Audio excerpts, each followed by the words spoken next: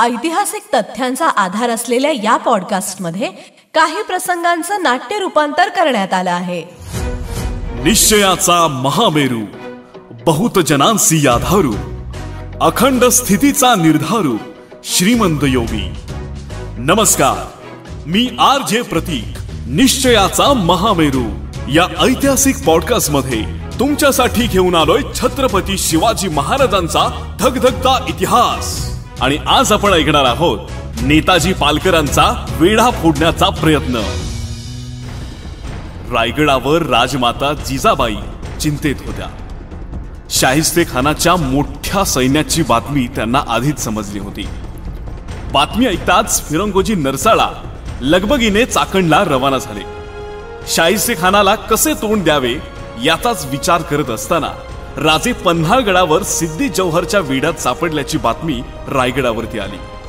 स्वराज्याच्या चहूबाजूंनी संकट कोसळू पाहत होतं. जिजाऊंनी सगळ्या गडांना मजबूत राहण्याचे व कुठल्याही परिस्थितीत गड लढवण्याचे हुकूम सोडले. पण या सगळ्यामध्येच नेताजी पालकर विजापूर भागात धुमाकूळ घालत होते.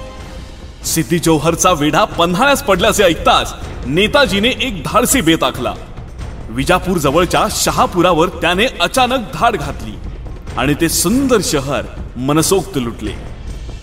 आपल्या राजधानी जवळच्या शहरावरती आलेला हल्ला बघून अली आदिलशहा राजधानीच्या संरक्षणासाठी सिद्धीला परत बोलवेल असा अंदाज नेताजींना होता. अली आदिलशहाने घाबरून तो निर्णय घेतलाच होता. तोच हेरांनी बातमी आणली की नेताजी जवळ फार अपुरे सैन्य आहे. या बातमीमुळे आदिलशहा सावध झाला आणि नेताजीचा डाव त्यांनी ओळखला. आणि अली आदिलशहाने खवाज खानाला 5000 सैन्यासोबत नेताजीवरती पाठवलं. खवाज खानाच्या मदतीला गोवळकोंड्याची फौज येऊन मिळाली होती. एवढ्या मोठ्या सैन्यासमोर नेताजींच्या सैन्याचा पाडाव लागला नाही. नेताजींचा बेत हुकला आणि लढाईत पराजय पत्करून त्यांना माघार घ्यावी लागली. राजे गडावर अडकले असताना सेनापतीचा पराभव ही सुद्धा एक धक्का देणारी गोष्ट होती. जिजाबाईंना सुद्धा सगळ्या बाजूंनी निराश करणाऱ्या बातम्या येत होत्या. शाहिस्तेखान आपल्या अवाढव्य फौजेसोबत शिरवळला खुद्द राजांच्या राज्यात येऊन पोहोचला होता.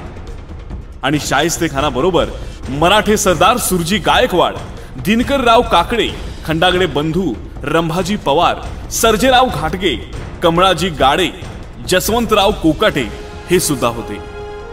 आपले सगळे सोयरे सुद्धा परकीय बनले होते.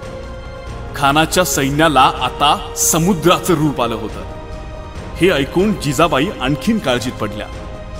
दिवस उलटत होते.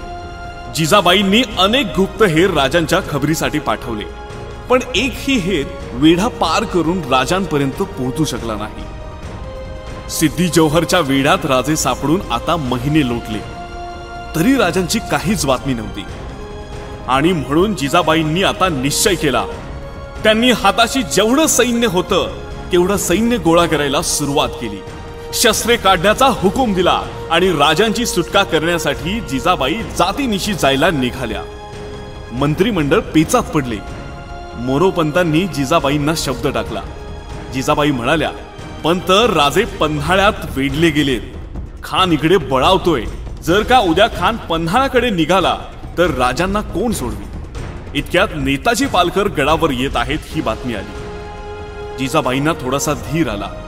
राजांचे सेनापती नेताजी पालकर आणि सरदार सिद्धी हिलाल जिजाबाईंच्याकडे जातीनिशी आले. जिजाबाईंनी विचारले, सेनापती कुठं मुलतगिरी करून आलात? नेताजी म्हणाले, आदिलशाहीत. जिजाऊ म्हणाल्या, चांगलं केलं. आणि राजांची वार्ता?